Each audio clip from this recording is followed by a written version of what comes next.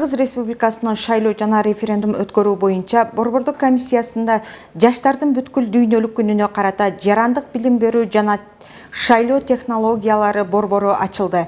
Иш-чарага Кыргыз Республикасынын мамлекеттик катчысы Сүйүнбек Касманбетов, БШКнын төрагасы Нуржан Шайлдабекова, Европадагы коопсуздук жана кызматташтык уюму, Бишкек шаарындагы программалык кеңсесинин башчысы Рогов, Бириккен Улуттар уюмунун өнүктүрүү программасынын Кыргыз Республикасындагы туруктуу өкүлү Луис Чемберлен, Швейцариянын Кыргыз Республикасындагы элчиси Ольвия Бангертер, шайлоо тутумдарынын эл аралык фондунун Кыргыз Республикасындагы өкүлчүлүгүнүн директору Рената Ливовский, ошондой эле жалпыга маалымдоо каражаттарынын жана Кыргыз Республикасынын мамлекеттик органдарынын өкүлдөрү катышышты.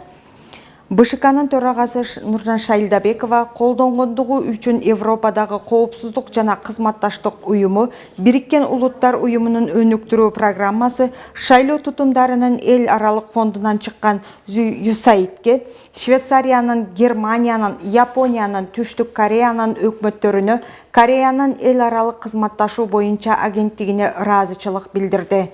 ЖББнын тутумдуу жана максатта багытталган иши укук мамлекетин курууга көмөктөшөрүнө ишенгендигин айтты. Европадагы коопсуздук жана кызматташтык уюму Бишкек шаарындагы программалык кеңсесинин башчысы Рогов түзүлүп жаткан борбордун уникалдуу экендигин белгиледи. Ал эми Швейцариянын Кыргыз Республикасындагы элчиси Ольвия Бангертердин айтымында, Швейцария өкмөтү Кыргыз Республикасынын шайлоо тутумун реформалоо жаңыдан башталгандан тартып эле шайлоонун аныктыгын жана айкындуулугун камсыздоочу жаңы технологияларды киргизүүнү колдоп келе жатат.